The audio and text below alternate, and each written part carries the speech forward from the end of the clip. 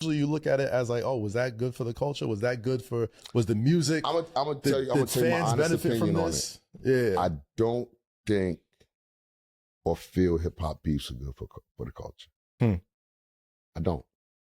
Like, let's go down a list of hip hop beefs. Like, what did it ever We can talk about bring? what's going on right now. I'm just saying. Yeah. What did it ever bring hip hop that was so significant that we're like, yo, let's keep doing this? Big and Pac both got killed. You know, like, you know, me and 50 shit was me and 50 shit.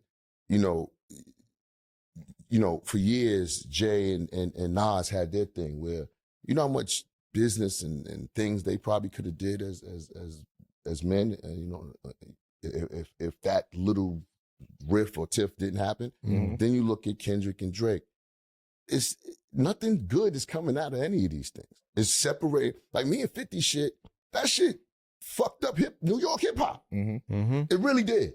Because it separated a lot of niggas in New York. Hip hop niggas, and to go this way, this. And it was like, yo, we could have been getting, everybody could have just been getting money and doing what we do. And now hip hop's in a state where it looks dark for hip hop. It really does. Because it's like, you know, the other day I seen something about there was no hip hop songs on the Billboard 35 chart. years. Yeah. In the top 40, like 35 years. Yeah. I mean, Thanks for tuning in to the Urban Scope podcast. And as the comments that you heard were from Ja Rule, and he has a unique perspective on how beef affects hip hop, because he had a firsthand experience with this in his beef with 50 Cent, of course, which is still going on today. Been going on for several decades, actually. But his comments about beef being bad for hip hop, I think, is a two-sided coin, and it's very complicated answer or analysis on it. But I'm gonna try to break it down. Now, in reference to beef being bad for hip hop, I feel that it can be both good and bad, depending on the way you're looking at things. Because he talked about the worst case scenario of beef, and which was Tupac and Biggie. There's been some recently, but I don't think it has to go to that level. But, you know, if you keep it on wax, so to speak, I think it can be beneficial for hip hop. And the greatest point of it dividing, I think the worst thing that you can do nowadays, if the beef goes right and it doesn't go outside of the booth, is that it'll divide fans and create that divide. So with the Drake and Kendrick beef, right, it's divided a lot of fans. So if you were a big fan of Drake, you kind of you're opposed to Kendrick Lamar, and if you was a Kendrick Lamar fan, you were opposed to Drake. So I know it's done it for me because I was a Kendrick fan, I was a Drake fan as well, but I started to be less of a Drake fan after like just finding out the things that he was doing behind the scenes, the way he really wasn't writing music, the way he was portraying something he wasn't, which I always knew he wasn't a gangster from what he was saying in his music, but it's just the way it seemed he was taking hip hop down and the way he was just pandering to things.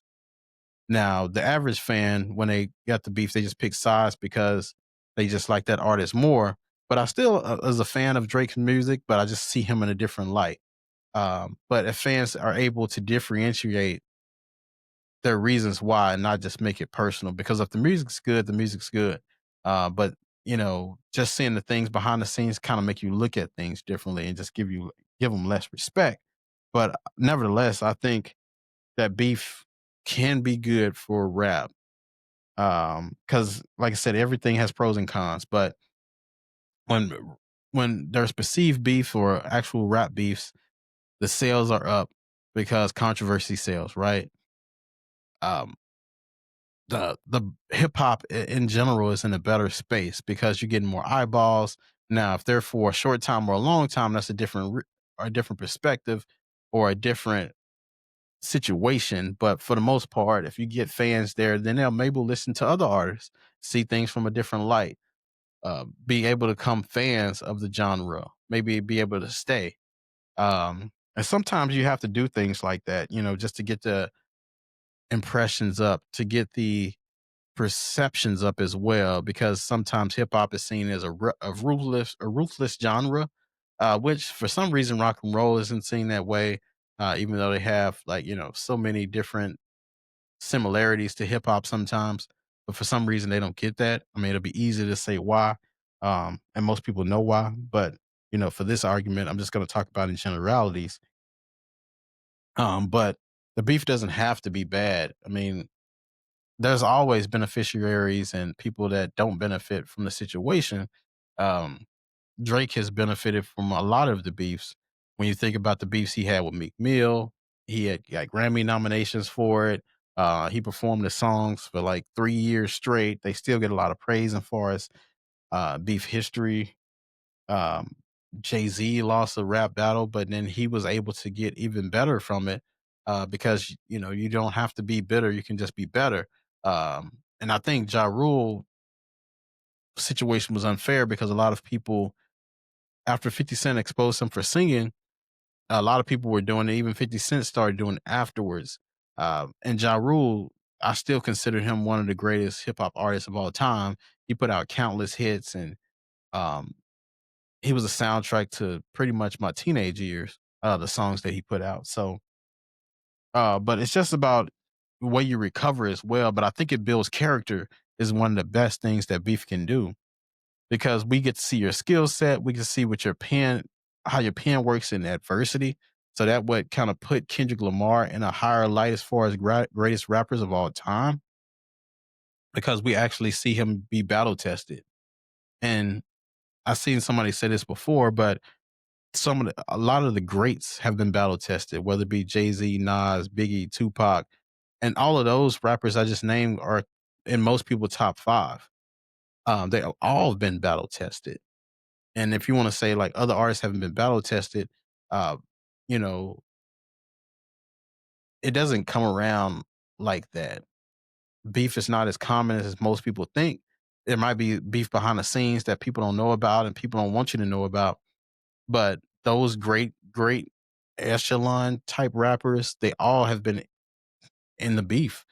Even if you want to go to the female side, Cardi B, Nicki Minaj, Lil Kim, Foxy Brown, they've all been in great rap beefs, and they're considered, top four in most people's categories. So it doesn't have to be a negative thing. It could just be a friendly banner. If I'm better than you and I'm better than you, it doesn't have to be, oh, if I see you, it's on site.